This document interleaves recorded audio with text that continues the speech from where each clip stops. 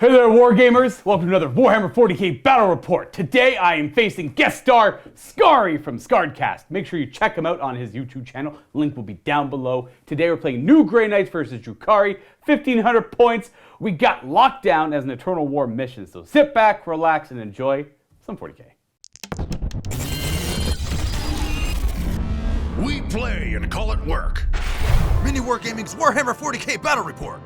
Bringing Grey Knights back in another episode of Warhammer 40k. I'm bringing 2 detachments and I've changed up my list drastically. I have 1 battalion and 1 vanguard. Leading my battalion, my warlord will be a Grandmaster in Dread Knight armor. His warlord trait will be first to the fray, allowing himself and Grey Knights nearby to reroll charge rolls. His psychic power will be Sanctuary. He is going to have the heavy incinerator. He's going to have the Gatling silencer and a big dumb sword because what you see is what you get. Librarian will be teaming up with him in this battalion detachment. I like the Librarian because I can take from the Dominus discipline with this character, and because of that, I will be taking, I'm lazy, I'm going to take the same powers I took last time because I'm used to them. Imperium Dominance, which just gives me a command point on a 7. Might come in handy, it did last time. And we're going to definitely take Warp Shaping because we need at least 1 character with this psychic power to change up my tides. Also, we'll be carrying the Relic, the Sanctic Shard, giving me +1 to my manifesting or attempting to manifest psychic powers, as well as a rerollable.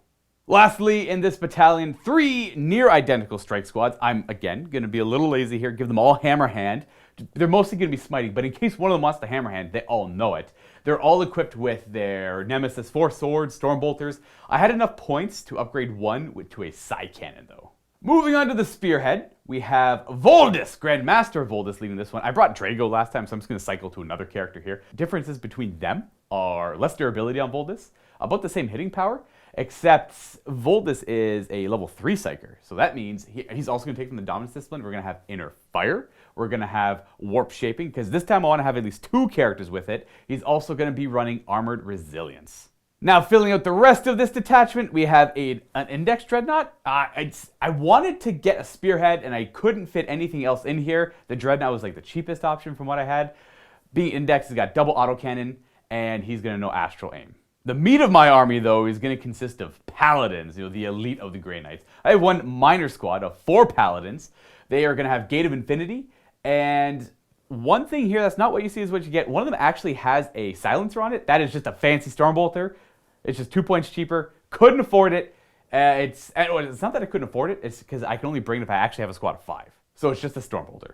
Now, for a third of my army, here we have Paladins in a massive squad of 10. Everything in here is WYSIWYG, or what you see is what you get. They're going to know Astral Aim because they're going to be focusing on Stormbolters and the certain tide that increases Psi ammunition if Skari's kind enough to let me use it.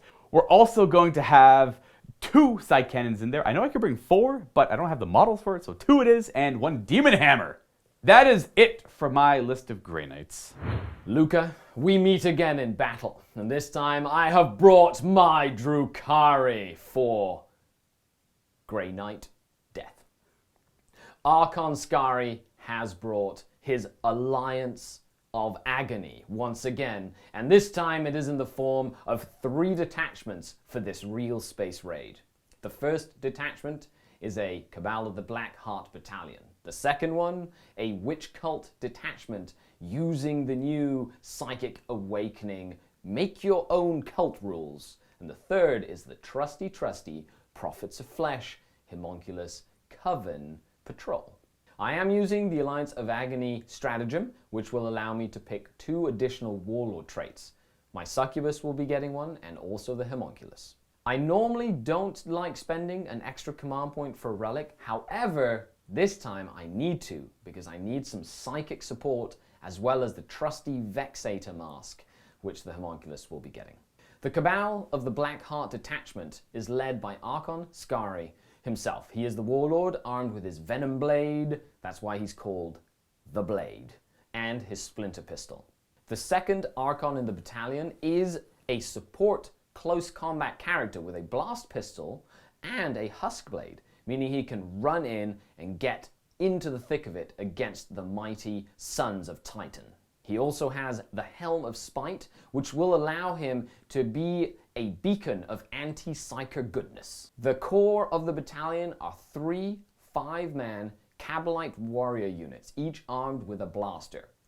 The blaster can be very hit or miss as a weapon. However, with D6 damage and a great AP of -4, I'm hoping to put the fear of dark plasma into the Grey Knight hearts. That's in case they have hearts at all. I also have a Void Raven bomber in the detachment as a flyer. Not only will the bomb be excellent at rooting out tough to kill Grey Knights in cover, but also the lances will help me deal with any armor the Grey Knights might bring. I have 3 Venoms in the detachment as dedicated transports. This will allow the Cabalite warriors to travel inside of them, or, as we will see later, the witches as well.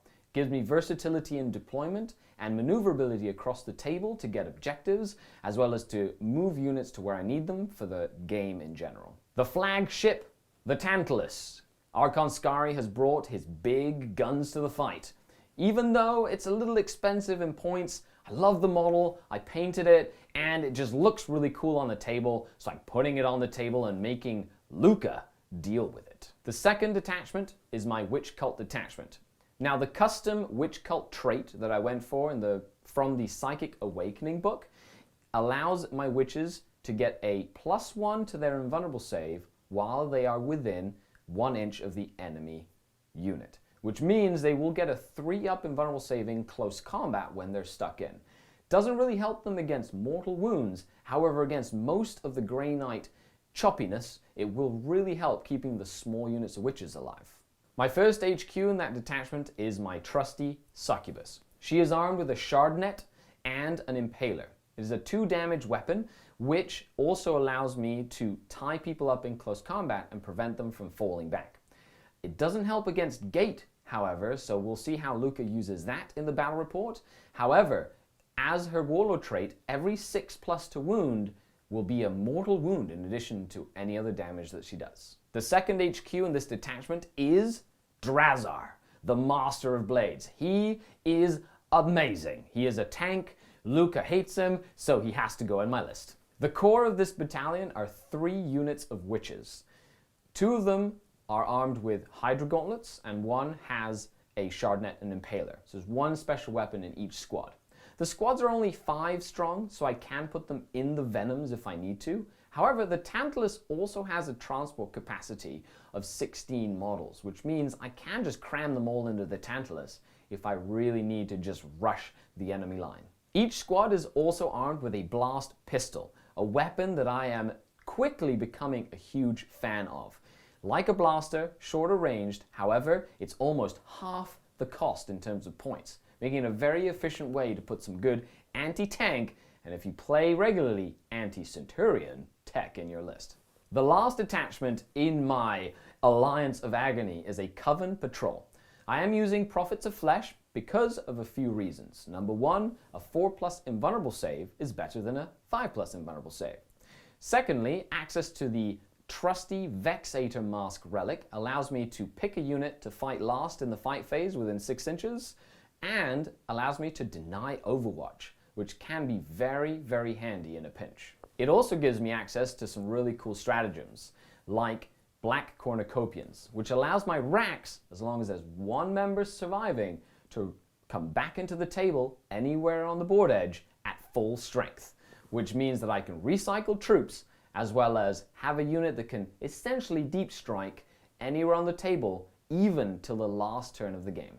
The Homunculus himself is armed with a Hex rifle and his Homunculus tools. It's very simple. It's a little sniper rifle, but the biggest thing he's going to do is give me the Warlord trait, Diabolical Soothsayer. He gets a once per game reroll on an armor save, or a to wound roll, or a to hit roll, and he also gives my entire army D3 command points. The last part of the army are the 7 racks in the army. They're a great, tough troop choice with an invulnerable save, a good toughness of 4 or 5 if they're next to the Homunculus. They also give me access to the stratagem, as we talked before. They're armed with an Ossifactor, which is a long-range gun, and the Akathis, the sergeant, has a Venom Blade. And that is my Alliance of Agony. Luka, I'm coming for you, buddy. Like watching these battle reports? Check out Luka and Phil, the Glacial Geek, playing the Sisters of Battle versus the Green Goblins. A totally legit, not made up on the spot, Ultramarine successor in the MiniWarGaming Vault. Click the link below for your 7-day free trial. We are playing an Eternal War mission known as Lockdown. This is one of my favorite missions in Chapter 3 of 2019. I can't remember if it's an older one or if it's a new one. That doesn't matter as much. In this scenario, there are 6 objectives. Skari and I rolled off. He won the roll-off. He placed the first objective of 6. Now, the numbers you're looking at don't actually matter for now. You'll see those in a moment after deployment, because that's when we figure out what the numbers are. So it kind of gives you an idea of where you'd want to pick your side, right? Which one has more objectives? It might matter. It might not. Whoever goes first, the attacker in the scenario, gets to pick which objective will be 1, and then the defender will pick 6 afterwards. After that, you're going to randomly roll. The attacker picks objective, rolls a d6. As long as it's a 2 to 5, that's what that objective will be, and you continue doing that for 3, 4, 5. It just alternates back and forth between attacker and defender. And then, following that, turn 2 plus, they start to disappear. The way this works is at the beginning of the battle round, the objective number corresponding to the battle round just boop, off the table goes. So that means objective 2, objective 3, objective 4, and objective 5 are going to disappear because objective 6 always has to stay. 1 and 6, no matter what, stay on the table. Now, the way scoring actually works here is we have 1 point for every objective you hold at the end of your player turn, and then at the end of a battle round, you get a further point if you hold the most objectives. And then you have your standard secondary objectives, Slay the Warlord, First Strike, and Linebreaker. Rolled off, I won the roll-off. Grey Knights will be the attacker for today's game. Unfortunately, that means I have to deploy first. We ended up getting Hammer and Anvil. Skari picked his side. I started deploying on my side. I put down my strike squads and buildings first near objectives. And then I thought, well, there's an objective in the back line. What can I put there? Luckily, I have a Dreadnought who has Astral Aim, so that'll be his home for the time being. Paladins, I hummed and I hawed. I had the 4 squad here with Gate of Infinity to kind of like shoot things up the table or shoot themselves up the table if I need to. They're going to hide in the building now, or for now, and try and utilize the Shadows Tide. Grandmaster in Dread Knight armor decided to go just to the right of that building in a little L-shaped nook. Maybe that'll help him out with some cover. Maybe it won't. For now, that's his home. Lastly, my strike squad, my last strike squad, went to my far right flank behind a little servitor, not servitor, but like little weird like future machine thing with the librarian right in the middle. Voldus and his paladins will be hiding back in reserve, all 10 of them, and they're going to be showing up ideally on turn 2. Okay, Luka, I've seen your deployment, and I get to deploy counter to what you've put down. Yes, you might be able to choose who goes first or second. However, being able to see where you've deployed and then being able to deploy my forces in relation to that is super important for the Dark Eldar. So how did I start? Hammer and Anvil is very good for my army, especially because I get to use my movement and range.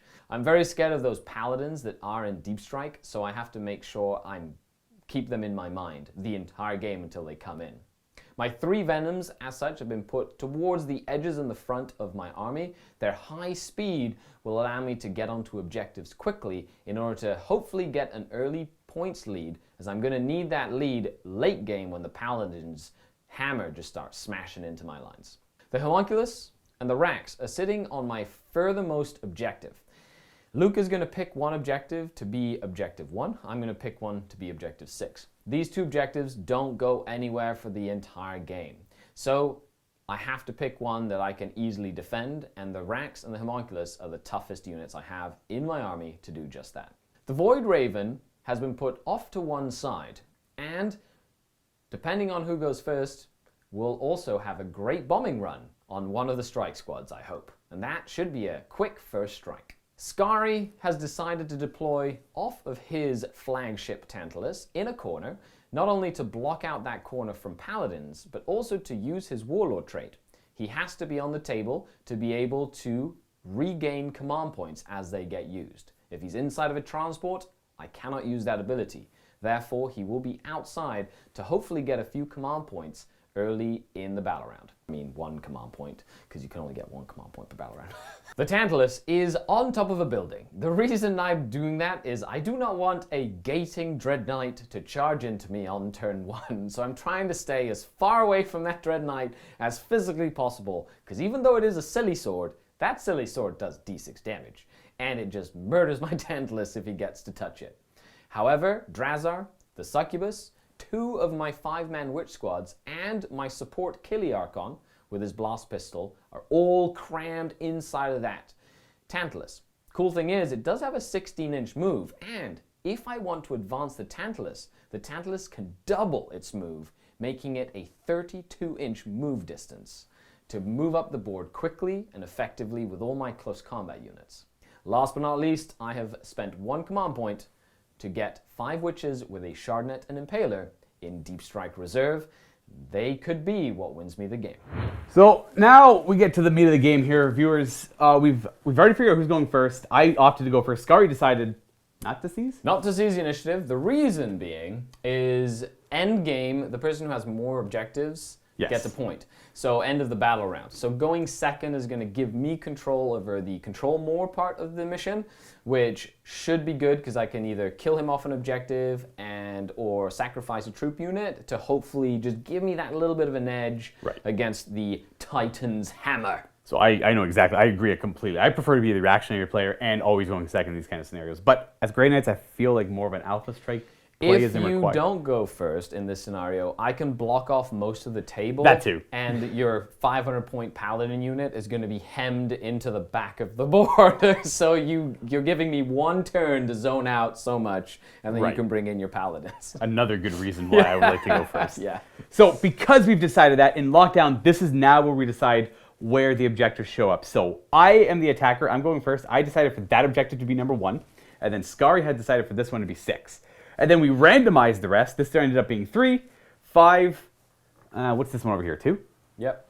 2 and 4. So that means on battle round 2, that one disappears. 3, that one goes away. 4, the back one over there goes away. And 5, this one goes away. But and these are permanent. Stay. They stay. They do not go away. Which means this is going to be interesting because this center is going to give us control over the 2 things, which means your paladins are probably going to get in a nice position and threaten both objectives. They're going to want to hit both spots. But because you picked this one and not that one, that actually makes that possible. If you would have picked that one, I would have probably picked this one, and then it would have really made it hard for the Grey Knights to get to it at the end of the game. I strongly considered picking this one, but I have a strong suspicion that bomber is going to fly over there, bomb them, kill 2/3 of them, and then just kill him in one go. So I thought that, or failing that, the witches just pop up, charge them, and then that's that as well. So not great scenarios for me over there. Yeah. So I'd prefer a fight in the middle with my paladins. Grey Knight movement phase, turn 1. I should let you know that the tide I chose was the Tide of Shadows, which gives all my Grey Knight units cover. And if they're already in cover, or benefiting from cover, they're -1 to hit. I'm going to try and utilize that as much as I can here. Now for actual movement, there's not a lot. My 1 strike squad in ruins, I'm going to shove forward a little bit more, just because that's where the 24-inch line was. They want to be right at the edge of the ruins, near the objective still. And then the 2nd strike squad that were surrounding the librarian, they're going to move forward, leave a gap, just so that librarian can snug up in between them all as well. Moving up the board a little bit, no real optimal targets. Giving up cover though, but giving up the -1 to hit essentially. That's it. I mean, I don't expect my movement phases to be much more complex than that. Keeping everything else back just to Gate of Infinity if it works, and if it doesn't, well, I'm okay where I am too. So we're gonna start off the psychic phase with my Grandmaster in Dread Knight armor. He's gonna go ahead and cast Sanctuary on himself. Sanctuary is a psychic power that gives him +1 to his invulnerable save, which will make it a 3+. This goes off on a 6. I'm a Grey Knight. I get +1. I rolled an 11. Now, is there any way for you to stop that currently? There's not. He is currently in the Tantalus, and it's a 24-inch range, and he gets 1 deny, so maybe towards the mid-late game he'll be handy with that, but not right now. Any other nonsense to that relic other than a deny? Yes. If I deny you, you take a Perils of the Warp. I don't like that. Librarian will go ahead and cast Imperium Domination, or Imperium Dominance. Imperium Domination just gives me a command point if I get it off. Now this one's going to go off on a 7, and I rolled a 3. Not a 7. 4. I actually rolled a 5 because it's his relic, but his relic will allow me to re-roll it. Correct. And we get it because we rolled a total of 8. The other one is where you can change his tide. I'm not going to bother doing that. I'm going to go ahead and attempt to cast Hammer Hand on those strike squad there, because why not, right? Well, if you Perils, you just lose dudes. Yeah. I'm not going to Perils. I'm not going to do that. It's 50% of the way. Actually, all right, that was silly there. But last thing we're going to do, Paladins are going to Gate of Infinity the Grandmaster. And you know what? It's probably his death sentence, but why not? Let's have fun with it. That's right. This goes off on a 6. I get +1. I rolled a 7, so yes. And then it will be the Grandmaster. He's going to poop from here. And that is going to be on Skari's left flank as he looks at the short table edge. And now I'll smite with him! Haha, gotcha! I get it, with one mortal wound. Oh no, my Venom needs to take one feel no pain. Oh, he takes a wound. Meow. We'll go ahead and proceed to the shooting phase. We're going to have the Nemesis Grandmaster here put his Heavy Incinerator into Venom, because only thing in range. And then the Gatling Silencer will go into Rax, because I think that'd be overkill on the Venom. And the Incinerator is D6 automatic hits. 5. This will be 3s to wound the Venom. Only 3. -1 AP, it's armor 4+, but has a 5+ invulnerable save. What you got? That's 6 damage. Okay, 6 up feel no pains. I need to pass 2 of these. Yay! It takes 4. So that Venom has taken 4 more damage. It has 1 remaining, 1 wound left. And now the Gatling Silencer into the Rax. We hit on 3s because we moved. Reroll 1. Boop. 5s to wound the Rax because the homunculus nearby. We only got 4 up invulnerable saves. And D3 damage. This is 1 wound. Only 2 damage. 6 up feel no pains. And we kill 1. You kill 1. Strike squad numero uno. Only 3 are in range to fire. We're going to be firing down the table at this Venom in the middle here. Only 6 shots. Forced to hit because it's a Venom. 5s to wound. Nada. We're going to jump back to the Dreadnought because he's kind of out of sight. Both of us forgot about him. We're going to astral aim himself in the Psyche phase just quickly. He passes. That means he ignores line of sight and cover when he fires. We're then going to go ahead and just fire the Dreadnought down the table at this Venom in the middle because we don't like his face. He doesn't have a face. He soon won't have more of a face, maybe. Famous last words, Dreadnought. He hit on 4s because he's a Venom, though, with his autocannons. Not a bad roll. 3s to wound the Venom at strength 7. 4 wounding hits. They are at -1. Go, little Venom. 5 up invulnerable save. The Venom hero. How'd you And make? he takes 4 damage in total. He Okay. makes 2. Blackheart, deny wounds on 6s. And he takes 3 damage. The little bubble of doom that signifies 3 wounds. Charge phase. Grandmaster into Venom to try and clean it up. Now this is your Warlord, so he's Yes, getting sir. a reroll wounds. I mean reroll charge distances for getting to the fray or whatever. Yeah, that's exactly it. And he's also a vehicle. He is. But if I kill him, that's Warlord, right? 100%. 100%. Oh, tantalizing. Dun, dun, dun. Okay, so the Venom's going to Overwatch here. Ooh, I get 2 hits. And 6s to wound, because you're a vehicle. Nothing. Okay. So it's going to be a 9-inch charge here, but I have the Warlord trait that lets me re-roll it if I need to. And in this case, it's more likely to get a 9 on 2 dice than a 5 on 1 dice, if I recall. Correct. Yeah, I'm going to re-roll it. If you would have had the 6, then you can CP the 1. Ha! That usually makes more Yes! distance. We'll just take That the is, 12. you'll just take the 12. I think that's more than a 9. Maybe. Oh no, here he comes. Now, that's where I end up. Nothing too fancy for me here. And that's the only charge, so we have a fight. 7 attacks. With the big dumb sword on 2s. Rerolling Yep. 1s. Unless he's negative. He's not -1 to hit in close. Not in close combat, no. 1 miss. Strength 10, 2s to wound. He's not a demon, so I don't get to re-roll. AP Lontus, though, right? Yeah, AP 4. Okay, so I don't get a save against that. Oh, is the invuln against shooting only as well? Yes. Okay, how many wounds does he have left? Just 1. Okay, well, I'm going to go ahead and do 5, 10 damage. Let's just roll these, see if it matters. Oh, it's gonna die. Does he explode? Explodes? No. No. 5 guys inside, and 1 is gonna go down. After they disembark, or emergency disembark, 1 lost its life, and then my Grandmaster is just going to go and touch the barricades here. Maybe that'll help him. It probably won't, but you know what? It is what it is. The reason I didn't go into the Cabalite Warriors there is because Skari put them more than 4 inches away, so I could not consolidate into them. That, folks, is going to end my turn. No morale to do, because leadership 8 on the Cabalite Warriors there. I got my first strike. I struggled a little bit there, but I got it. I got my Dread Knight into a threatening position. The rest are all kind of hidden or behind cover, waiting for the big boys to show up as we move on to Drukhari turn 1. You also get 3 points at the end of the first turn. Putting me at 4. And it's time for turn 1. This is game time. If you play Dark Eldar, Drukhari as they are known, you know that board control is everything. So I need to take advantage of the fact that A, I have most of my troops left alive, and B, that all the objectives are still on the table to get as many points as I can this turn, as it's going to matter at the end of the game. The first thing I did was I wanted to try and get a quick first strike. So the bomber zoomed over the strike squad. However, I only killed 2 out of the 3. Now the lancers are in position and the missiles on the bomber to either shoot at that same squad or target the dreadnought. Archon Skari stayed back. He's in a corner zoning out the back of the board. By zoning, I mean there's a 9-inch bubble around him where no deep strikers can come in. However, the Grey Knights do have wily ways, but Vect got my back. Then I had all my Cabalite warriors. I had the first unit of Cabalite warriors move out and advance. They're moving in to score an objective in the middle of the table, near 2. That objective is going to be gone in battle round 2, so it's a point that once I get, nobody else will. The second Cabalite warrior unit advanced 3 inches, pretty decent, but they're moving towards the objective that the strike squad has, which is objective 6. Luka only has 1 objective secured model near it, so I need to get 2 models onto that objective.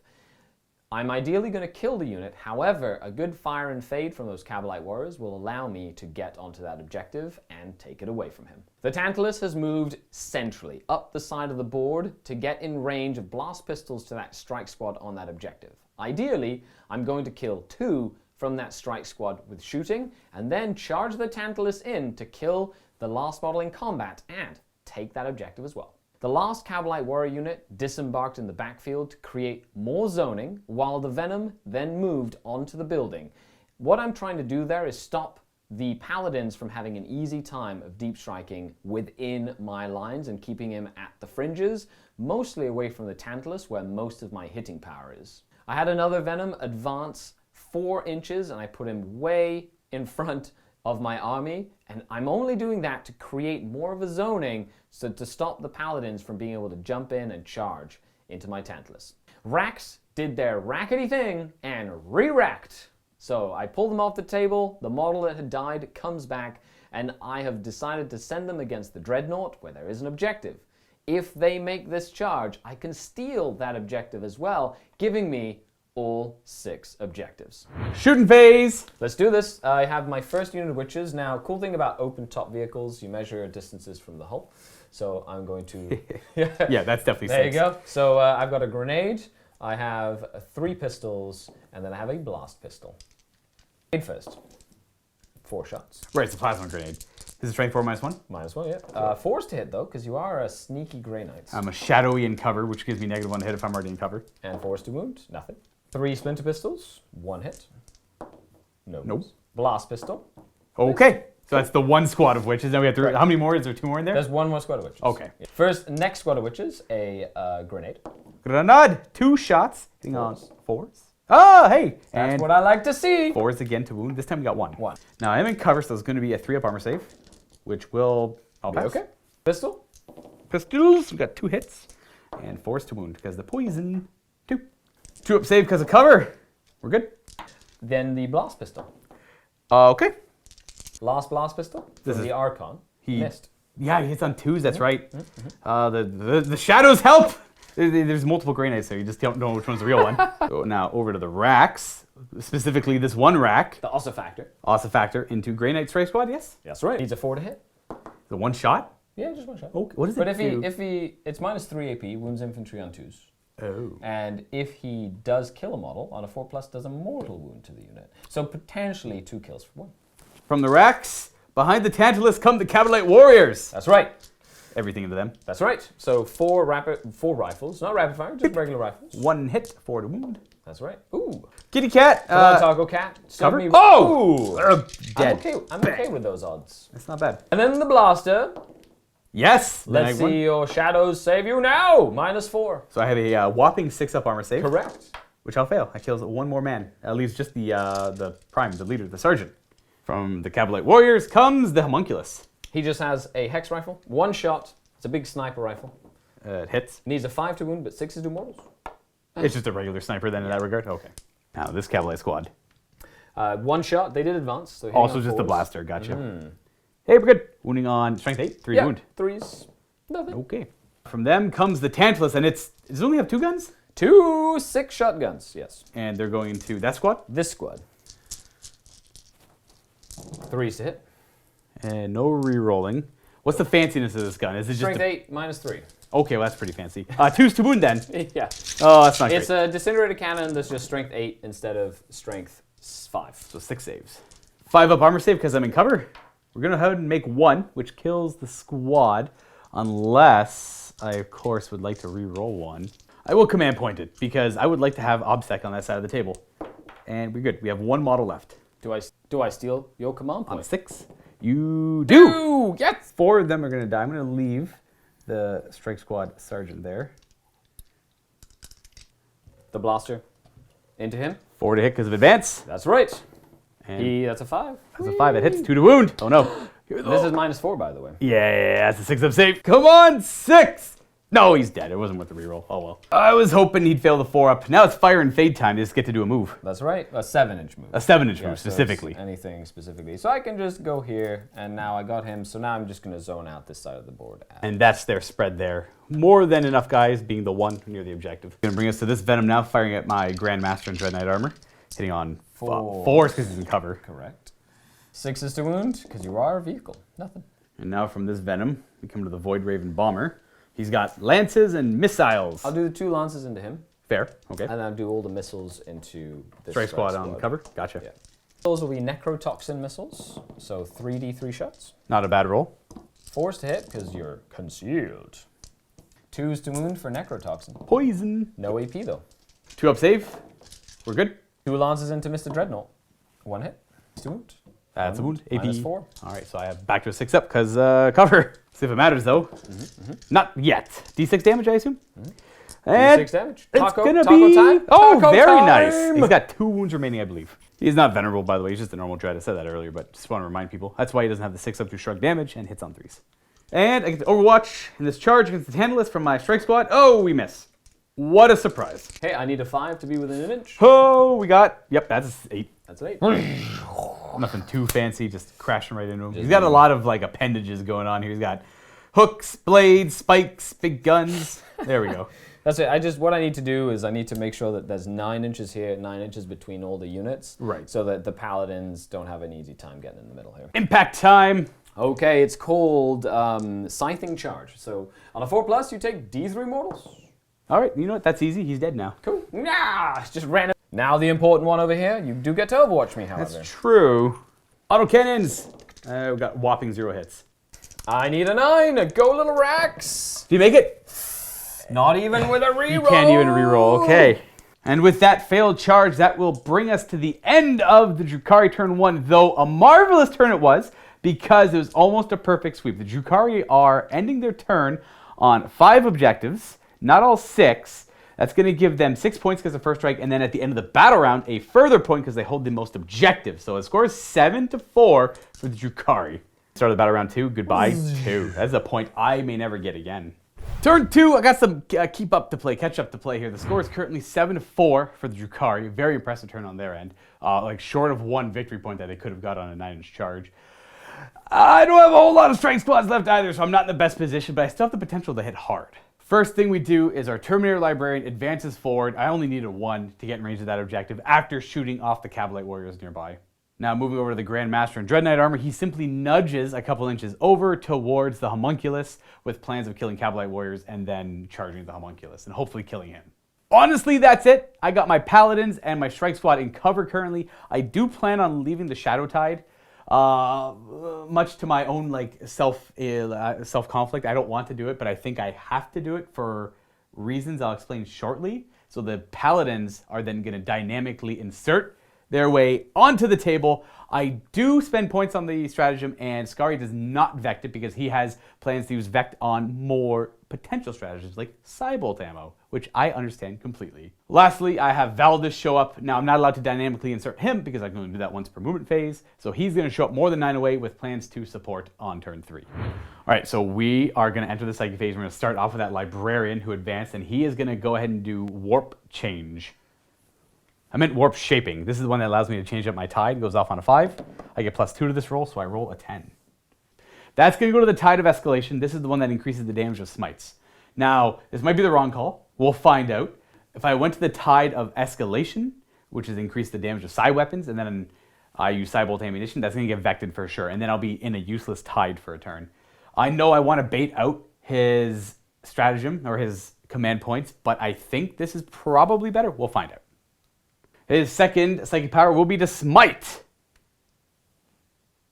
And we get +2, so yes, it is just flat 2 mortal wounds. I do get a 6-up, feel no pain. Go low cab light warriors. Taco Cat saves 1. We're going to go ahead and Valdor next, who will just smite. He can actually cast 3 powers a turn. That's cool. With +1, he gets a 12. Only 2 though. Good old Grey Knight Smite, but still 2 times 10 is more than 1 times D6. Yes, Yeah. yes. Kills 2. And boop. Armored Resilience will be the next psychic power he casts.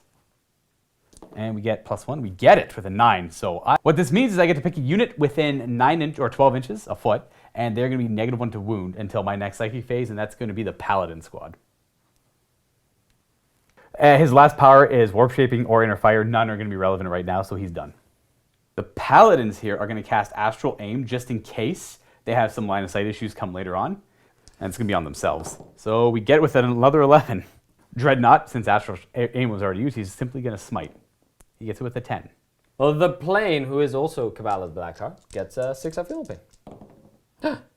Takes 2. Strike Squad is going to smite. We're going to cast it from this member here, which will be hitting the Venom. Yep. Goes off on a 5. We get a 6. 2 mortal wounds, 6-ups. 1 take damage. Now for my Grand Master, we can cast 2 powers, so he's going to Sanctuary himself first. Sanctuary! With a 7, yes. That's the 3-up invuln on him, and then we're going to smite the Homunculus. With a +1, we get a 9, so 2 more. 6-up, feel no pain. He takes 2. Gate. Paladins, Gate of Infinity, last power.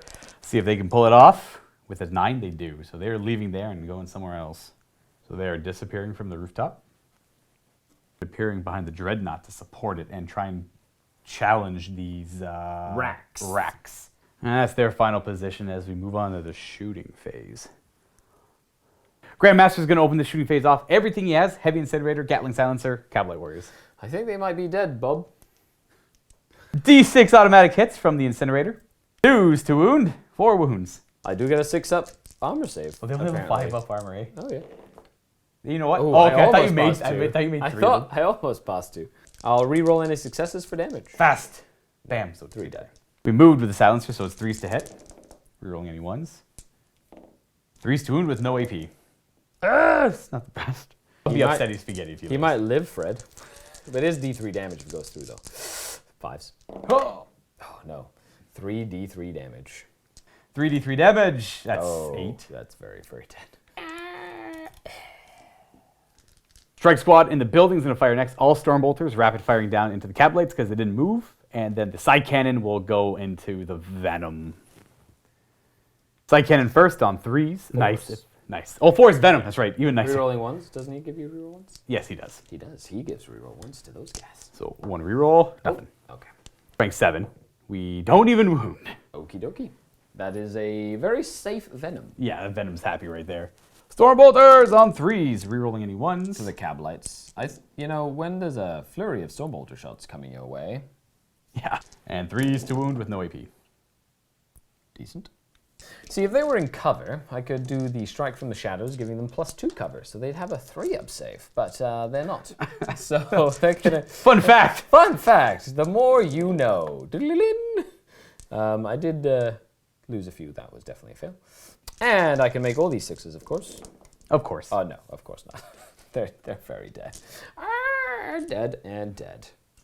Paladin Squad here, firing all their Stormbolters, even the really big-looking Stormbolter, into the racks. These Paladins are racking up the kills. 3s to hit. Oh, it's... Okay. Still laughing at that joke I made earlier. Picks me up every time. 4s. 3 whopping wounds. 4-up invulnerable saves, Prophets of Flesh. Oh, wow. Maybe I'll kill 2. Well, 6-up invulnerable save, Taco Cat. Oh, we kill 1. Yay! I'm gonna kill the closest model. Fair. Autocannons from the Dreadnought into them as well. 8 shots on 3s. Because he doesn't bracket. On 3s. Not so bad. Prophets of Flesh, 4-up saves. Oh, that's spooky stuff you got going on there. Well, those are your dice, you know. I know. And one failed. Feel no pain, double Taco Cat. Oh, no. going to take the next closest model. One fallen rack. Okay, we're going to put 6 Stormbolters into the Kabalite Warriors. And then the 2 remaining Stormbolters, just because, and the 2 side cannons into the Venom. Side cannons first, only hitting on 5s here. Okay, not bad. 2. 3s to wound. 1 wound. 5 up invul save. And 6 up feel pain. He takes 1 damage. He has 1 left. Stormbolters into it on 4s, because he's a Venom. Ooh, only 3. Wounding on 5s. And we're going to get 1 wounding hit. Need a 4 up on these. Oh, he's going to stick around. He lives. And the rest of the Stormbolter shots on 3s. Oh, poor Cavalites. the poor Kabalites. Incredibly accurate, too. Oh, maybe not so much. Pretty average. 3s to wound. The Cavalites get 5 up saves. There's only 9 of them here, so they could live. Oh, no! I believe. Well, that's not good. I believe they might actually. That was a 5 there. Well, that's not bad. Now I get my feel no pains on top of this. Come on, power from pain. Okay. Only 3 go down. Well, I guess these Cavalites decided to not die, but I'm going to kill everybody except the Blaster and the Sergeant. Grandmaster's going to attempt to charge the Homunculus. I have 1 gun. It's just a 1-shot gun on a 6 to hit. No. Charging an extra 5. I think he made it. We're just going to go ahead and go bloop. Even with all the work I did, it's still... Nice. Reset, take 2. Even with all the work I did, it's still going to be a 9-inch charge because he's just within 10 of that guy. Yeah, whatever, I'll come in. For the LOLs. Oh, what? Taco Cat! And the Paladins are going to make that charge. There you go. What are the odds? Oh, 1 in 6. Well, he did use a command point. Does he give me another free command point? Yes! Yay! Oh, wonderful, wonderful. Yeah, you know. Welcome back to 10. I'll take that. Oh, no. Start of the fight phase. My Vexator Mask hits you. You can't attack until you're the last model left to attack. Boom. So I guess we'll go with the Paladins. Fair. Yeah, they're going to go ahead and pile in some. Getting around, just letting their buddies get in. And then you actually might be too far away. So he was within 4 inches of a guy. Well, he was in range to attack. So They're all going to get the swing. Well, the problem Exciting. is they're all different weapons. Oh, well, this will be fun. Yeah. We're going to go ahead and spend a command point on Fury of the Proven, +1 to hit with their weapons. I love that stratagem. Oh, yes. Demon Hammers first. We get an extra attack for Shock Assault, so hitting on 3s with Fury of the Proven. 2s to wound. That's 5 wounds. I'll just take my 4 up invulnerable saves for Prophets of the Flesh. Please no. Okay. Listen. 3 damage each, but I'll do fast rolling, so I'll roll, and if there's any successes, I'll reroll. At the same odds. I need to roll 6 twice more, but so 3 die. 4 staff now. The Nemesis staff hit on 2s. Wounding on 3s. 2 4-up saves for the Prophets of Flesh. 2d3 damage go through. D3 apiece. Oh, yeah, 2 instances of 2. I'm going to reroll any successes. And we got him. You got them. They are very dead. Oh, I wish one would survive so then I could just bring them all No, back let's again. not talk about that. We're going to consolidate, though. We're probably not going to stick around here for too long. Because they have gate. They're fast. My Homunculus might scratch the paint. So 5 attacks again on 2s. And he wounds on 6s because he's only strength 3. Boo. Ooh, I might scratch the paint. Oh, that was actually... That's pretty close. That's a really good roll. What's the AP on this attack? It's 0. So I'll go 2 up armor save. Oh, we're okay. You're all good there. 7 attacks back with his Great Blade. 2s to hit. Reroll 1s because he's a Grandmaster. Strength 10. 2s to wound. Well, he does have a 4-up invul. Can he make all of these? You've seen me do it before, folks. I'd rather you didn't. I'm just saying. Okay, Mr. Homunculus, now's the time to shine. He failed 3. And he's got d6 damage, eh? You already spent your... He has 3 wounds left. 3 wounds remaining. Right. So I'm going to spend a command point for a reroll. Yeah.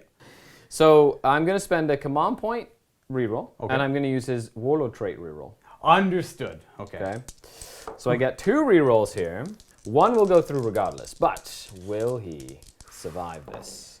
Oh, okay, we got something interesting. Oh, that's very disappointing. That is a very interesting part of this now. You get d6 damage, he has 3 left. Does he have a way to shrug off damage afterwards? He does, 6 All right. up, feel no pains. Oh, no. Oh, no. That's like just Oh no!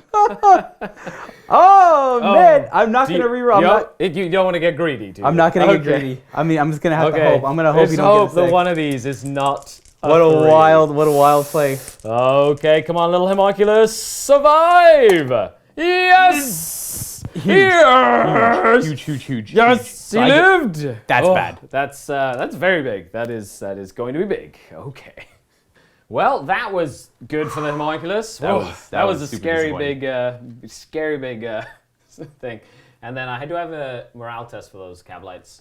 On a 6, they lose 1 model. No, they hold. So the sergeant and the blaster are still in the game. So that ending my turn. A little bit of regret on some of the rolling there, but you know I am getting 2 points. My dreadnought still holds an objective. Nothing really threatening him for now. And my Grandmaster not really snagging that objective in the back kind of sucks.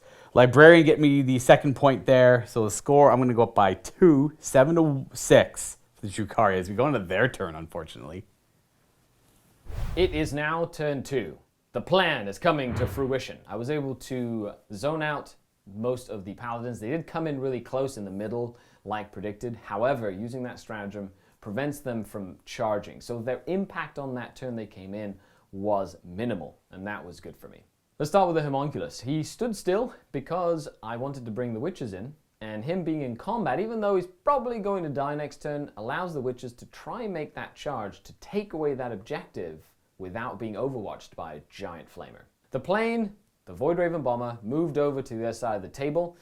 His lances are in range of a few different targets, so I'm not sure whether to target the characters once the strike squad is dead, or the strike squad or paladins in the backfield. So we'll see what he can do. Then it came to the Tantalus and getting everything out of the Tantalus. The witches disembarked from the Tantalus and moved to take both the objective that the Dreadnought is in control of, as well as the one the Tantalus is in control of.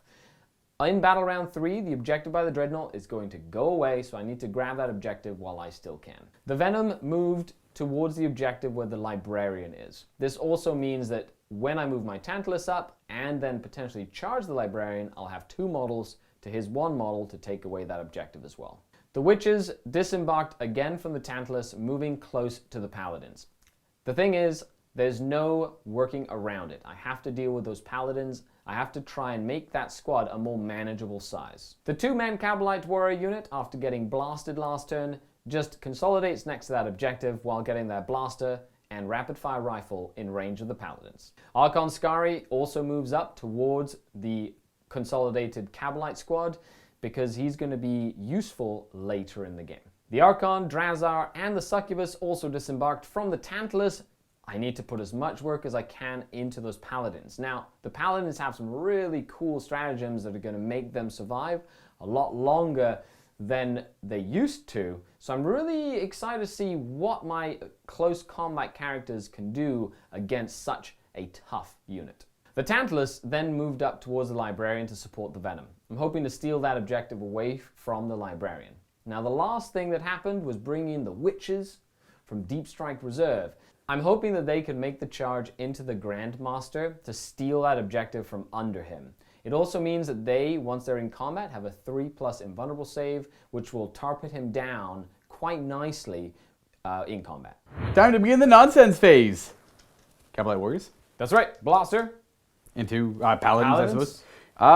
I think, is that the only... When that blaster targets them, I'm going to spend 2 command points on Redoubtable Defenses. For Terminators here, they take 1 less damage from multi-damage attacks, to a minimum of 1, of course. Only against range, though. It's only against range. In my head, I'm like, it probably works against melee, but too. It's so good. Normally, I like killing Paladins with disintegrator cannons, things like that. Right. However, that would just be glorified heavy bolters. That's right. Oh, wow. The Blaster is a miss. Archon Skari did not roll high. So no thank you, my lords, for that. Fire rifle. Pew, pew, pew. Both hit. Force to wound. Pew, pew. 2 up armor. Oh, we'll go ahead and take a damage. We'll go up here. Guy's got 2 wounds left. Archon's blast pistol into them as well. Hits just gonna pop you through the window. 2 to hit. Rerolling any ones. Oh, and a 2 to wound. Crux Terminatus does not help. D6 minus 1 damage. It's gonna do 5 damage. You know what? That's just gonna kill that paladin off. The witches are gonna go now. So I have a blast pistol. 3s. Yep. That's a hit. 2s. Yep, that's a wound. Crux Terminatus? Yeah! Grenade. 4 shots. I think that's been a theme. Yeah, so far. Boop. Nothing. And the regular splinter pistols. Poison, poison. There you go, my dude. Please, no. 2 up armor. Hey, Terminator armor. Into the dreadnought. Moving over here to the witches. What are we doing here? So blast pistol into the dreadnought, and That's you know fair. what? I'll throw a grenade into the dreadnought as well. Plasma. We'll Yeah. start with the blast pistol. Yeah, That's well, probably gonna do that'll it. be the easiest one to do if Hit. it does go through. Wound. Uh-oh. I'm okay with that. That's no Minus save. 4. No save. for D6. No save for you. No save for you. Does he blow? Does he explode? No, no explode. Dead though. Tantalus firing into Strike Squad, but out transhuman physiology, because maybe that'll help. I love you, Strike Squad. Please don't fail me now. 3's hit, rolling 1s. Archon Skari, or Well, Archon not Skari is close The enough. Dracon. Thank you, my lord. Thank you. You always have needing 4s to wound. because Transhuman physiology of a tough marine, maybe? It's such a good rule. It stopped 1. It stopped 1. That's okay. true. The potential was there. The okay, potential was there. I'll agree with you there. AP is. That's right. Minus 3. Well, that's not great. So 5 up save. Hey, I lose one guy. Nice. I lose Good one job. guy. That was Blink. This Venom's going to shoot now, because he already wounds on 4s. So yeah, I might as well. So needing 3's hit. No rerolls for him. Oh, that's, you know what? Don't need him. That's an exceptional roll. That's right. Forced to And wound. my Venom, he's only got 1 wound left, so he's excited to Please, stay why does alive. if he kills anything, I'll be so upset. 2. Okay. No EP. I mean, the fact that I got cover, so we're good there. The fact that I didn't kill him means that you're gonna get that point though, and that makes me a very sad panda. Venom into paladins. That's right. This time I got. And I totally rolled off camera, but that's okay. well, that's okay. We got all these. You get to reroll once if you. No, I rolled 2s. Oh, that's fair. Okay. Yeah. No, thank you, my lords. I was not worthy of rerolls. Does the poison hurt? Oh. Fours. Yeah, well, maybe. 3. 2 up. You do. You'll go down to 2. From the Venom, we go to this bomber. Void Raven. So I'm going to use a missile that you don't see very often, the Shadowfield missile. Alright. So it is only D3 shots, and I'm shooting everything into the Paladins. Paladins. So we got 1 shot. One now. shot. Needs 3s to hit. Nothing. Oh, okay. And then I'll do the 2 lances from the Void Raven as well. Lances, both hit. Very Both cool. wounding on 2s. That's right. Because they're not transhuman. Crux Terminatus. Stops. Oh, double 1. Nice. That's what I want to see. The first one, -1. Is 1 damage, and then the other one killed him. Command point. Oh, fair, smart. Yeah. I'm just Smart. gonna try and kill him, you know. Okay. So I killed him, and then the second one, The second one does. 2 damage. Cool. Okay, so that's gonna bring him down to 1 and kill him. Tantalus, Into. librarian. That's right. Little Overwatch. Did the Overwatch off camera because it wasn't gonna do anything, but it did But 1 it did. damage. 1 whole damage. Aha! And your charge looks like what, a 3? Not we'll even. See. We'll see if it How matters. about 11? We'll see. Yeah. In So comes I'm the going big to flyer. essentially just run in, but I'm going to stay out of heroic intervention range from Mr. Yeah. Thunderhammer. Mr. Big Thunderhammer there. And I'm I also going to understand. block him so he can't jump into the venom. So I'm going to essentially steal this objective away from you, is the whole plan. And maybe do more wounds to me on a 4 up. That's right, because I have to do that now, actually. 4 up. Oh, no. You take. 1. Down to 4. Yeah. Venom is going to charge in first. Overwatch did off camera. 1 side cannon did a damage, and that was it. And that was all his job, was to just soak up some Overwatch. And he did So now marvelous. that's exactly what he needed to do, and now everybody else can start charging in. So start. Now, collectively, everyone made the charges. They were all like 1 or 2 inch charges anyway. So, Witches, Succubus went to the upper level, Drazar went to the upper level with Master Blades, and then the other Archon, not Skari Archon, went behind the Paladins to fight. This is an important charge. This is super important charge. The Witches. Okay, let's see if the witches can make it. This The need a racks 9. failed. Witches. Oh, you want to reroll for 3 I'm up? gonna command point this. I got nothing to stop it. That's right. Let's do it, ladies. Yep, that's huge. That's a 3 up. I have to get lucky with my attacks here. They are going to nestle in such as this. They are within an inch on 2 of the models, but the homunculus will be closest in case he lives and Smite comes up into play. Relic Mask. So he fights last. However, you can use 2 command points to interrupt if you want to fight with him. Drazar's thinking of going first here. I think so. I think right. he's gonna go first. To the Paladins, and we'll see what he can do. So Drazar is going to use his 4 attack profile. It's strength 5 minus 3 AP, and he gets +1 to wound. So he'll be wounding on 2s. Very nice. And I'm going to spend 1 command point to give him onslaught. So for the rest of the fight phase, any 6 he rolls to hit will be 2 hits. Very nice. Yeah, so he's got exploding 6s. He does hit on 2s. Does he have any way to reroll? No, but that'll be 2 additional Woo! hits. That's just going to be 5 hits there. Wounding on 2s. So 5 up invulns. We'll take 0 so far. Very Okay, nice. Crux Terminatus. He gets to fight twice, so he fights twice Gonna first. try that again. Yeah. Well, he fights twice. I can pick him twice. So he picks him once. I could fight with other stuff if I wanted Might as well to, get him out of the way, but Just trying to. It doesn't matter. It's the same thing. Come on, Drazar. 2s. You can do this, buddy. This time he gets 6 hits. Yeah. You just made him angry. 2s to wound. 2s to wound. Let's not see 3s and 2s here. Oh, okay. Transhuman So would have this stopped one- 4. Yeah. This one here is 4 damage. Oh, hello. Yeah. And then I'll save that one separately. Yeah. Do this one first because the guy's wounded. He dies, and then I had. Oh, And these are all. Yeah, these are all. Oh! damage each. So I kill. So it kills the one guy, then that kills another, and one guy's got 1 wound. The 4 damage kills that one, and then the 2 combined will wound, I suppose, this one, kill him off, and then I'll wound that guy up there. He's got 1 wound remaining. I'm just going to put this above him, Cool. just so we remember. Succubus is going to go ahead and pile in and fight as well. So 5 attacks from the Succubus with a Shardnet, needing 2s, rerolling 1s. And she is needing 5s, but 6s do mortals. Oh, why? All right. And we're going to have a 5 and a 6. At -1, so this is just a more wound in addition to his Correct. normal damage, so I'm taking the 1 more wound. That's 1 dead guy there then. And we make our saves. Cool. We'll still kill this guy off, though. Oh, yeah, you're good. Archon with the Husk Blades up next. Attacks needing 2s to hit, rerolling 1s. Ooh. Oh, okay, good thing he rerolls Ooh, ones. that's when he says, thank you, myself. And help. 4. 4s to wound. 4s to wound. Yeah, 4s to wound. Minus 2 AP, though. You got 2. So 4 up armor. We'll make both. We're making our saves real nice Yeah, here. it's good. Well, minus Drazar the second time. Yeah. Witches and Venom. I'm going to do the Venom first. 2 attacks from the Venom. 4s to hit. 1 hit. And 4s to wound at -1. 3 up armor. We are okay. Now for all the witches. The Shardnet and Impaler first, needing 2s to hit, rerolling 1s. Oh, Excellent no, 3s roll. to hit, sorry, because it's only turn 2. Oh, I see. Needing 4s to wound because I have +1 strength. Nothing. Oh, and by Shardnet and Impaler, I mean... Wait, that was the Hydra Gauntlet. That's the Hydra Gauntlet. My apologies. It does get reroll wound rolls. Ah, there we go. Yeah. And yes. She does. -1 on the armor pen there. We're okay. And then all the other witches. He's got Rerolling strength ones. 4 as well. They Rolling are. the 1s. That's when you say thank you, my lady, and 4s to wound. No AP on these attacks. No AP. We're going to take 1 damage. Cool. And that guy will go down to 2 wounds. That's it for these fights. Now we have into my Tantalus and, you know, my Dread Knight. Let's get to go. Gets 6 attacks. It hits on 4s. Okay, it's kind of scary. 2 hits. It is strength 8 minus 2 AP. Oh, that's okay. That's significant. -2, huh? So we have 4 up armor against that, which we are not okay against. Is that just how much damage? Just 1. Okay. That will bring us to here with the witches and the homunculus fighting my Grandmaster. Shardnet and Impaler, needing 3s. Nothing. Okay. Rest of the witches.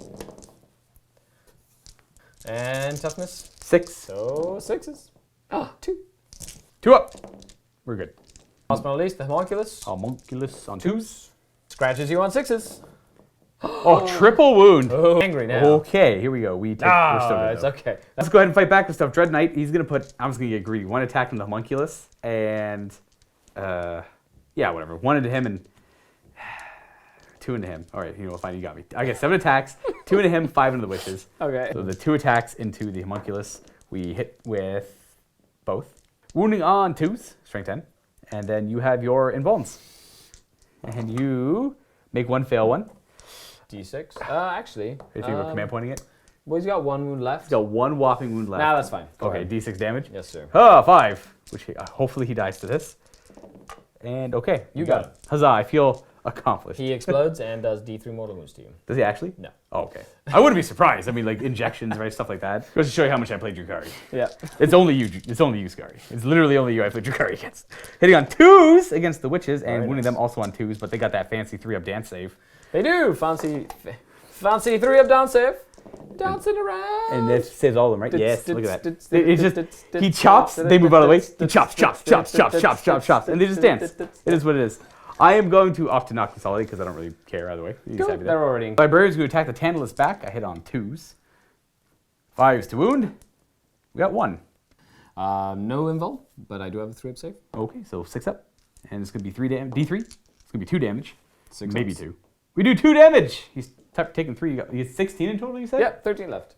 Okay, Paladin's going to go next. I'd like to take out the Archon. All right, you can't say what you said on camera, but I'm going to attack the witches because I don't like their face.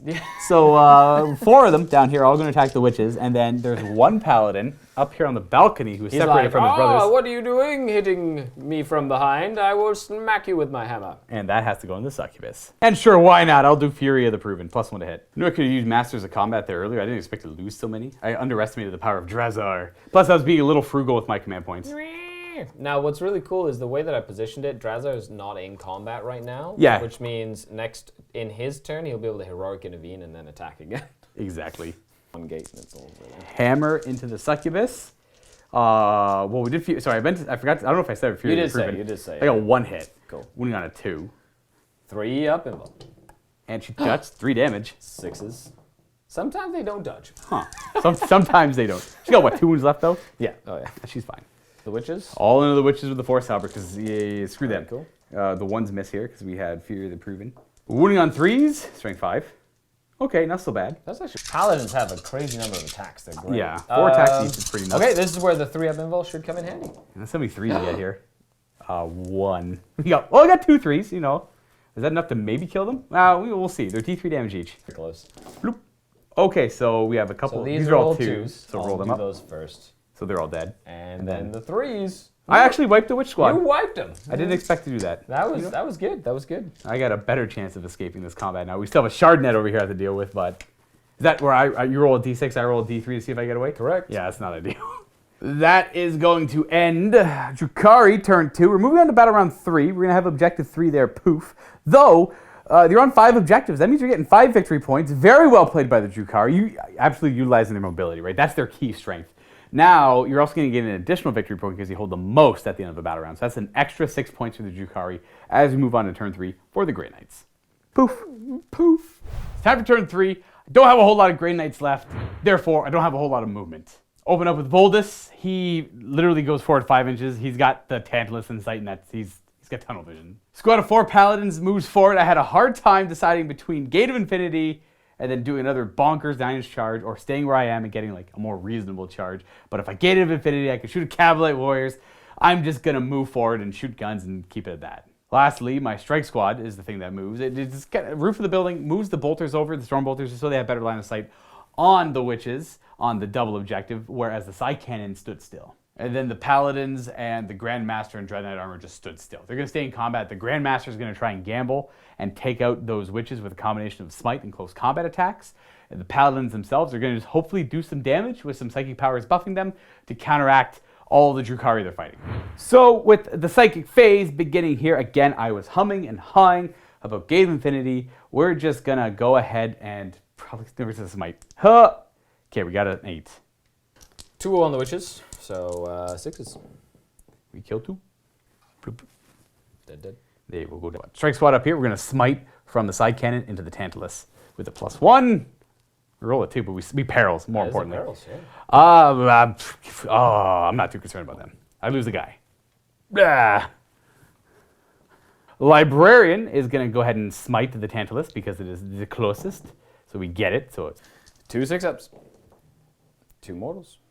2 mortals. Bloop, bloop. And then Imperium Domination getting me another command point. We get it with an 11. Very nice. That puts me at 2 command points. Now Voldus is going to go ahead and smite. He gets it with a 7. Okay, so 6s. Ooh, I take only 1. 6 damage on him. He has 10 remaining. Armored Resilience will be his next power, which is -1 to wound. I rolled an 8. That's the one that I want to try and stop. Yes. Please do not deny me any more than you already have, sir. I need a 9.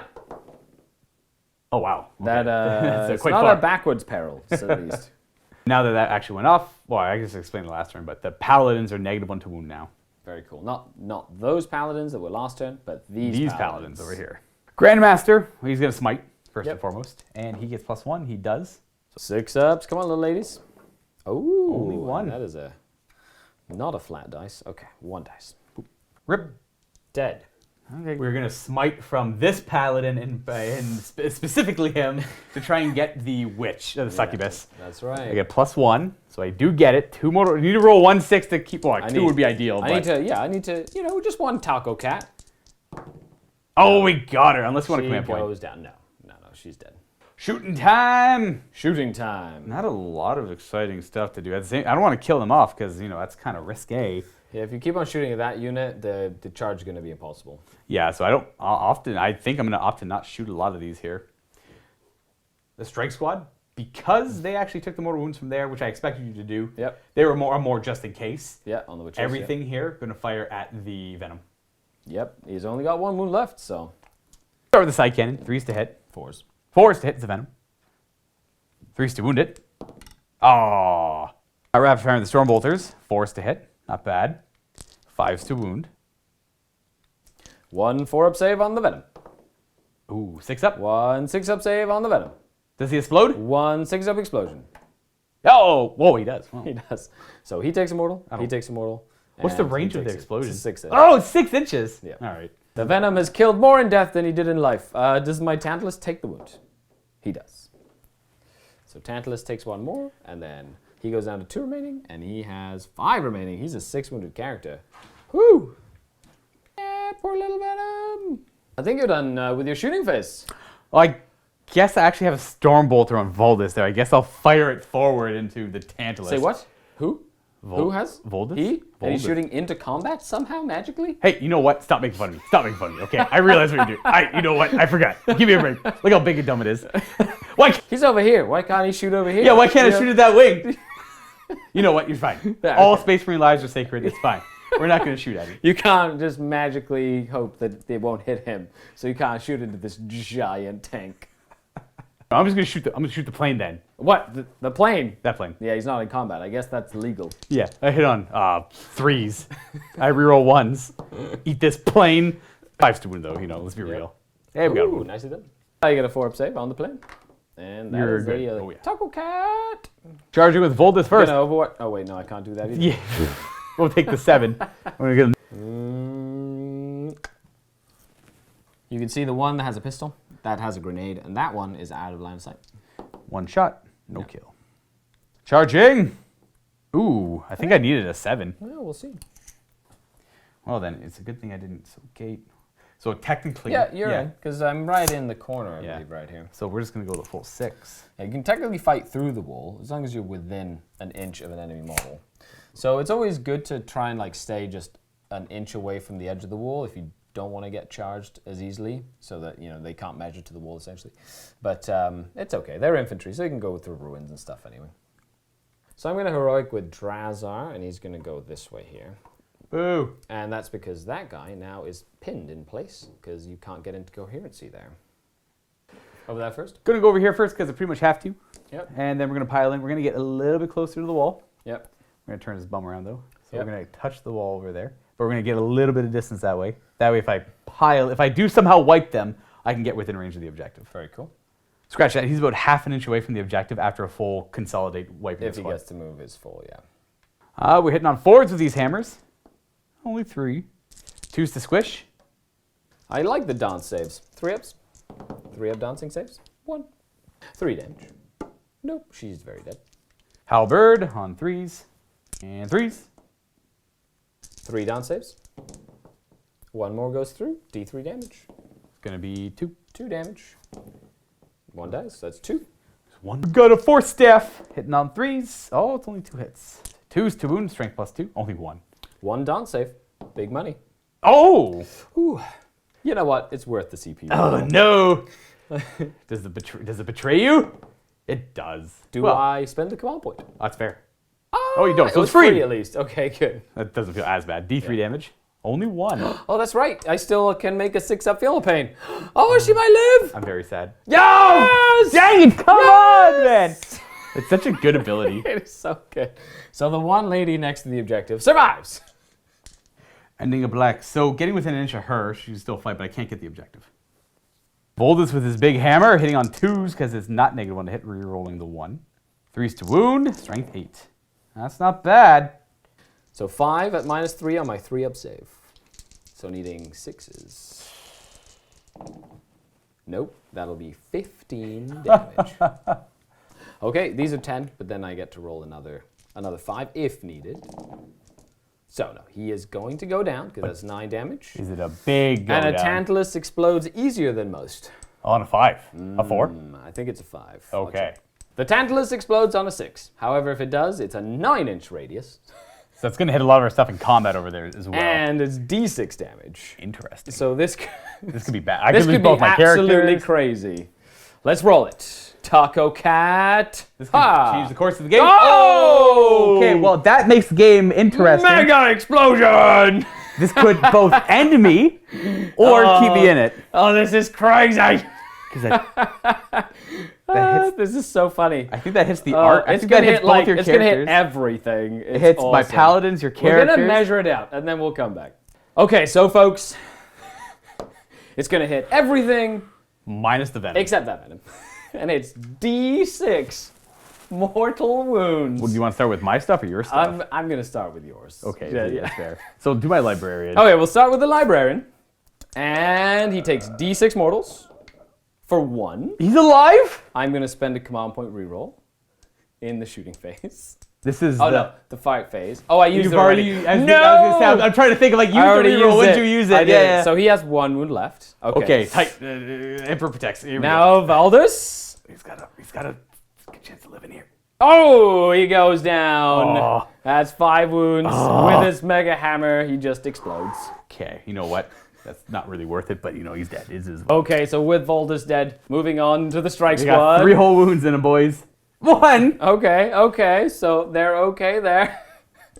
Then I'm gonna do the Took the wrong guy. There we go. paladins. Okay, they take 3. So the paladin that's wounded will go down. And then we'll put on the guy who can't fight either. Yep, so 1 more wound.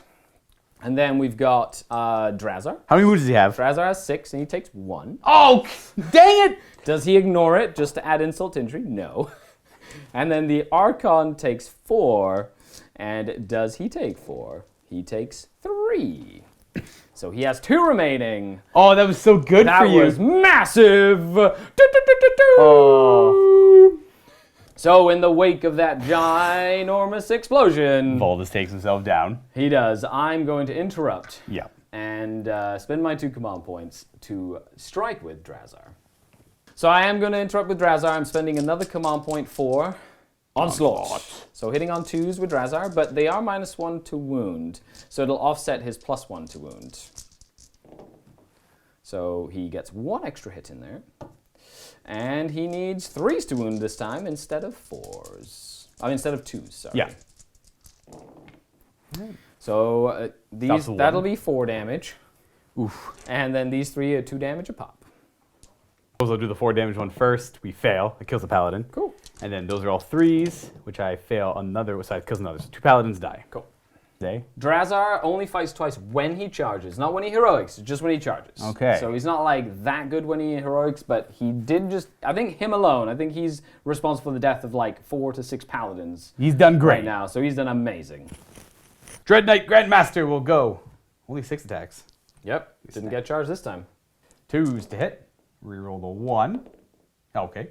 2s to squish. No rerolling. Dance saves. Oh, 1. D6 damage. 5? Probably. Well, yeah, oh yeah, you squished her dead. The Archon is back there. He's Gotta gonna flip swing the at you now. Archon. He's gonna swing at you. So 2s rolling once. Nope. And needing -1 to wound, so 5s. to wounds. Protect power. Oh, we So got. 2 go through. They Oh, are the- -2. Oh, this could be the end of my paladins. Oh, 1 goes through. D3 damage from the Husk Blade. Will he turn into dust? He does. Paladins will go 1 into the Archon, 1 into Drazar. Drazar's got, what, 5 wounds left? does. You know what? We'll Fury the Proven as well, because why not? Okay. 3s to hit Drazar because of the. I only get 3 attacks, though. We got 1 more hit because of the Fury. 2s to wound. Oh, double 6. Doesn't matter. Drazar, -3. He has a 5-up invul anyway. So 2 5-ups. See, I would have expected him to have a 6-up, like a 3-up invuln. No. That's He just does a that's lot Lilith. of damage. So 6 damage into him. He has taken 1, so he only has 5 left. Interesting. Enough toggle cast to keep him alive? No. Oh, he gets taken out. Oh, Fury. Fury He's was gonna die. everything. He got smashed by a demon hammer. 3 force halberd attacks into Archon. We have all hits. 3s to wound. That's strength 5. Only 2. I have to do my shadow field save. First one. Oh, that's good. Second one. Also good. Cool. So he does live. Now my trusty Venom. 2 attacks, hitting on 4s, rerolling 1s, thanks to the Archon nearby. Thank you, my lord. Nope, okay, never mind. Needing a 4 to wound. No, nothing. I only have 3 witches left there, so the Chardonnay and Impaler into your big guy. Hitting on 2s now, because it's turn 3. Wounding on 6s, though. Oh, we got 1. 1 at -1 that does 2 damage if it goes. Okay, fair. 3 up safe. Then the regular ladies, or they don't just have to be ladies, but... And 6s. Nope, no scratching the paint. So it is a 1. Still have 1 combat over there. She's going to swing with her 3 attacks. Oh, she has got Hydra Gauntlets. +1 attack. She has +1 attack because of her combat drugs. So we'll hit. Needing 4s to hit. Rerolling wounds thanks to Hydra Gauntlets. So that's 3 at -1. 3 up armor. We take a damage. Cool. So she needs a 3+ to stick around because she is a... The leader of the witches. No, just 7. She's not a leader. She's okay. That is going to conclude Grey Knight turn 3, only gaining 1 point with my librarian, who luckily lived after the Tantalus explosion, which was devastating. Lost the Grandmaster, not ideal. If you look at the table, literally neither one of us has a lot left. I think I actually have more points on the table. The Grey Knights are proving durable, but we'll see. We got Drukhari turn 3. We're going to start with the plane, turning, flying over a librarian, and going to end that librarian's sweet, sweet life. Venom moving back towards the Cavalry Warriors, who are then going to jump inside of it. Nice. Yep, well, you know. Archon, Skari. Advancing Archon Skari or not. So let's see. Oh, no, that's a Warlord. He's just going to advance. 3. 11. He's going to Tuck in. tuck in. Archon there is going to stay exactly where he is and tie up my guys. Out of combat. And this witch is going to leave combat and, you know, be obsec on an objective with Going to no... stay an inch away from you and just, yeah. There's no contest there for that objective either. Sadly, 3 points. Going to start with these witches. Blast Pistol first. Which is a miss. Cool. Okay. Pistol. Hits. 1 save. Oh, no saves. You're a vehicle. Vehicle. Out of the Archon against the Paladin with his blast pistol. Correct. We hit and we wound on a 2. Correct. Yes. 5 up invulnerable save. Crux Terminatus does not help. It kills that one Paladin. He's got 1 wound. Good enough. Loaded up Venom, the blaster of the Cavalites. Going to go up into that Paladin on the balcony. And then the rest into the Paladins over there. Correct. So just the blaster first. This is a hit. 2 to wound. Yes. 5 up invulnerable save. Oh, that's not ideal. And 6d6 damage. 3 dead. That's boom. Clean shot. Thus ends the Grey Knight Paladins. The 10-man squad. Yes! Took a good amount of turns, but you know what? That's a third of my army gone right there. One The rifle. Hits. Hit. 4 to wound. Wounds. 2 up armor. Terminator armor. We are okay. 5 shots into Venom to the Paladins.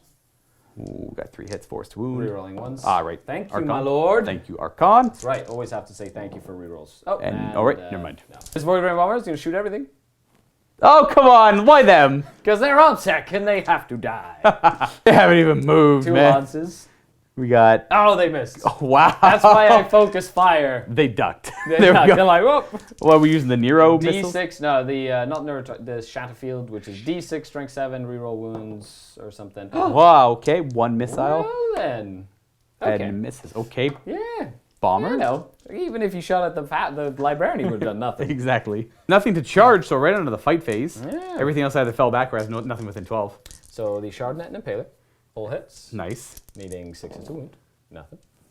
And the regular ladies, all have 1 miss, sorry. And then 6s, 2. 1. Armor. 2. Yeah. I guess I'll fight back. 2s. Rerolling. 2s to wound. Oh, wow. 4 wounds. 3 up, dancing saves. Ha la la, dance, dance, dance, dance, dance. 2. 2 fails. 2 so go down. 2d6, 4 and a 5. So the 4. And they both dead. Got him. Yeah. There's still 1 left though, which is annoying. That 3 up invuln save, even a 4 up would be pretty rough for him. That's right, but I have to kill the sergeant because of the fact that everybody else would have been out of combat here, which is good. Like that it gives me that objective for obsec. These girls are dead anyway, and then he's gonna have to smite me there if he wants to kill me. And you know what? Best part is that objective is number 4, so at the end of this turn, it poofs. Disappears. And all the effort I put into pushing on this flank for 1, 2, or 3 turns, all denied by wonderful placement Skari and that annoying homunculus. That homunculus was my man. Now, Skari here is going to be getting 1 point over here, another point over there. Not that one because that's a flyer, boots on the ground.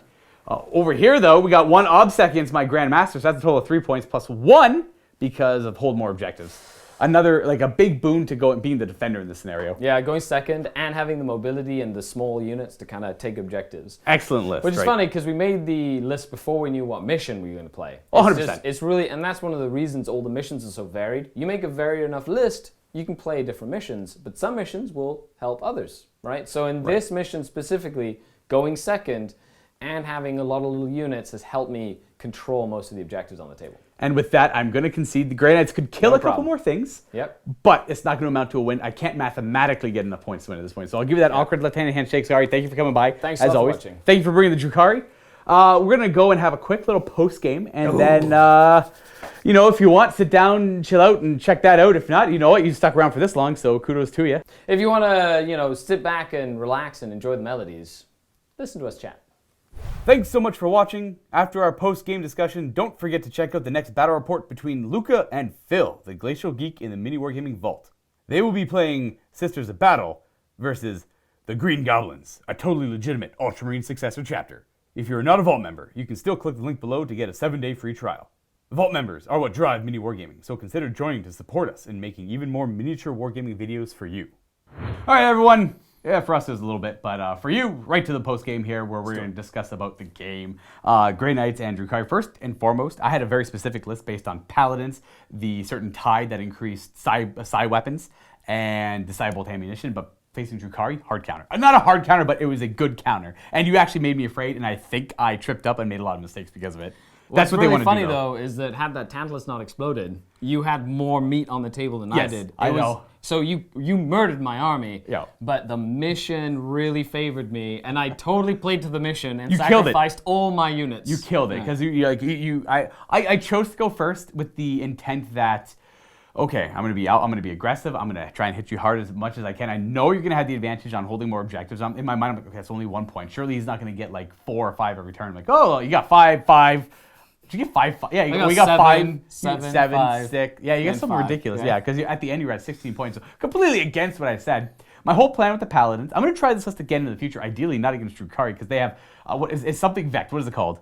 Agents of Vect. Agents of Vect. Yeah. As Druvael! You just... He's in my back pocket. I just keep him in my back pocket. I didn't even use him once this game. 4 command points. The fact that you have access to it is scary enough, right? Yeah. Especially if you're... there was a time where I was going to use the Paladin stratagem where they get to fight if they die. You would have vected that. I had simply forgotten about it. So you know what? I got to save your points on that. Yeah, I figured you were going to vect the 3-inch insertion, but then I realized why you didn't. There's reasons not to do that. I knew 100% if I did psi bolt ammunition and I was in the right tide, would have vected that 100% both times, right? Yep. Yeah. 100%. So in my mind, this is the thought process I had. Okay, they're going to deep strike here, and I'm probably going to go through with it and just force them to use the Vex. I know I'm not going to get much out of it. But then I thought to myself, okay, no, if I go into that tide, and you're going to Vex the stratagem, and then you're going to charge me, and I'm never going to be able to shoot that squad again. And that's literally what happened. So I'm like, okay, I'm going to go with the tide of, I think it's either escalation or convergence. One is the psi ammo, one is the smites. I'm just going to go with the smite one and do smites. And it just goes against what I built my list as, but I think I'm going to do more damage with this. Oh, you did. You did do quite a few damage with the smites. And in terms of game plan, like looking at mission, first of all, you're a very elite army. That's 500 points on one 10-man squad. Not ideal for a 6 objective scaling down mission. Correct. So secondly, if you noticed, I put all the objectives, or we kind of put all the objectives around the edges of the table. Now this is very, very calculated, because if all the objectives had been crammed into the middle of the board, right, it would have been very different. It would have been a lot easier for my very elite army. I had this habit of like just mirroring whatever my opponent does. I didn't even clue in. I realized later on, like, oh, these are all pretty spread apart. Now, luckily, the 2 permanent objectives are kind of around where my paladins were. But that was a good choice on your part to force them to be close instead of forcing them to be really far apart. And then they just got charged by Drazar, the Archon, the Succubus, and the Witches. And then I lost, I think, 4. I think I lost 4 or 5 in that first turn. Yeah. And then after that, it just kind of trickled down. We eventually, that whole combat in the middle came to its like critical mass, just petered up. There's one standing Archon with like 3 wounds left or something, or 2 wounds left after that like How many points were thrown in there? It was probably about like... It was a lot of points. It's probably like 500 of my points and probably about the same of your points. Yeah, well, Drazar's 100, the 60, the Succubus. Actually, no, yours are way cheaper. 60 for the Archon. The Witches are only like 60 points. So I had about 300 points invested in there. I guess they got shot. I points. guess my Paladins got shot a little bit by stuff to lighten them up, soften them up there. I liked the idea of the list, but I buckled to the fear of Vect. Well, Vect was great, and Yeah. I think one of the things that I needed to do was just to spread your army out. And when you sent your Grandmaster one way, and then you sent the Paladins another way, and then, but honestly, man of the match, that homunculus, just holding the That was super upsetting. So the plan was to be super aggressive with him and go for that objective. And then I realized, oh yeah, he doesn't actually have, he should have, Sanctuary is nice on him, but it didn't actually ever come up because you just chose to ignore him, which is fine. He should have probably had Gate of Infinity as well. That's 100%, because once the Paladins were over there and he was over here, there was no other gates, he was stuck there, and I just tarpeted him. I'm still trying to figure out how to spread out the psychic powers between all the units, because they can all take Sanctic. I don't need Sanctuary on him because I have Heed the Prognosticars, which is the same thing, but for 2 command points. So I could put the teleport, what we just talked about, Gate of Infinity. Yeah. I could put Gate of Infinity on him and just Heed the Prognosticars when I feel like I need it. If everything's lined up to shoot him. The problem with that stratagem is I have to do it at the start of my turn. So I have to do it before I see anything you do. Yeah. So it's not ideal. It's also 2 It's more of a deterrent, you know. Exactly, which is what Sanctuary is. It's the same as Sanctuary, but at least you get your other power. Well, I was gonna say it was a mistake. He should have had Gate of Infinity. I'm still trying to learn them. I'm gonna play a few more games with them, and I'm gonna try this list out again and see how devastating that whole combo can be. And I think it will be, as long as there's no Vect, or I think it's Gene Stealer calls that can. Yeah, they have a once per game Vect. Vect, you know, is 4 command points, but you can use it every phase. Yes. So I could use all my command points in one turn, multiple phases, to just take the wind out of someone's strategy. Well, that's the whole point. You take away your opponent's greatest strength. And then you just capitalize on that. You like you said earlier, you snowball. Well, a lot of you out there probably build your list around using a cool stratagem or combo stratagems or psychic power comboed with a stratagem. And a lot of the times, if you don't account for what do I do if I can't do that? Right. That's where you fall. That's where you fail. And then it kind of all crumbles. It's a perfect example here because, like the Paladins, albeit they're still great, but fighting against 3-up and I got lucky against the 3-up invulnerable save witches. I was able to kill them all. But fighting against them and not being able to utilize the Cybolt ammo strat on them. It kind of made them not worth their grand total points. Yes, because you did put a lot of investment. You know, in retrospect, you probably would have been better off splitting the big 10-man into 5-mans and then not having the Dreadnought, and then having like a 3-man and 2 5-mans, and then putting the extra points into like some more squads or another Grandmaster. I could have had one more strike squad would have fit into that if I had 3 squads of 5 Paladins, which would have been more tailored towards the smite build. The mission or the smites. Yeah, because it would have helped with the mission as well. That's 2 more smites, 1 more smite, or 2 more smites because I would have had another strike squad, which is 4 more wounds a turn. It would have made more to the mission. This one, it was a bad matchup because I did want to really skew into that one stratagem, and this is the case where that's definitely not something you want to do against Drukhari because they'll get you every time with that Vect. Because there's always a Cabal, the Black Rose or Black Heart. Cabal of Black Heart is the Vect one. Yes. But you have to have an entire detachment that is Cabal of Black Heart. Right. So it's not enough to just have one model that's Cabal of Black Heart. Yeah, have at least like at least 1 patrol at the very minimum. Yeah, 1 patrol. Or I like using just a run-of-the-mill Black Heart Archon and 3 units of Mandrakes. And it's a Vanguard detachment, but it's a Blackheart detachment with an Archon and 3 Mandrakes. Mandrakes aren't bad, and it's cheap, really I assume. Good. Yeah, it's not bad. I personally love the Venoms and the Cavalry Warriors. I love them, they're great. Yeah, that seems really good. I've been using Blasters more and more because the Centurion meta, and when they hit, they connect. They do right, yeah, Centurion goes to a 6-up save and just falls over, right? Yep. Yeah, that's still really good. That was a good game. It was fun. We destroyed each other. The scenario worked really well for the Drukhari in this case. Going second was huge. The Grey Knights, you know what? Surprisingly, took a hit and kept going. I was surprised to see how much. You had so much left, and I was looking at the board when the Tantalus was just about to go down. I was like, I don't really have that much left at all. I know. I was looking at that too. I'm like, okay, I'm about to kill this Tantalus. What's the next major threat? Nothing. There's Drazar. You got the plane, but the plane is going to do. I don't think the plane did anything. It did its first turn thing, and then did nothing. It didn't. Yeah, it did nothing after that. The plane is like, man. Really it felt very well. They got the lances, which are nice, but everything else is so variable. Yeah, the bombing is great though. Hands down, amazing. That's probably the best bomb in the game. Best bomb in the game, but it's once per game, and you can counter it. You know, you can make sure you screen or whatever, and force me to not be able to not land there. That's true. Yeah, not Grey Knights. So not with the models I had. I don't think I could. You could have if you put yourself in a corner. But then, I guess but then you win there, right? Yeah. I can't do that. I got lucky in fact against the bombs. In fact. So, anyways, folks, that's it for this post game. Hopefully, you enjoyed that game. That was a heck of a good game. Points went pretty hard on the Drukhari side, but the killing potential is there, and I had a great fun. I had great fun with the Grey Knights, and I would love to try it again. So thank you again, Skari, for coming by. And I want to remind you all, check out his... We don't do enough Drukhari here at MiniWarGaming, but if you want more Drukhari content, go to Skaredcast. That's at YouTube. There's a lot of Drukhari stuff going on over there. And, Black Templars every once in a while. Oh, yeah, that's right. That's his original chapter, by the way, true. from back in the day. Zeal and Faith Brothers. With, Wait, Vect might stab me if I say that too loud. Okay, I'm good for now. Happy wargaming, everybody. Bye.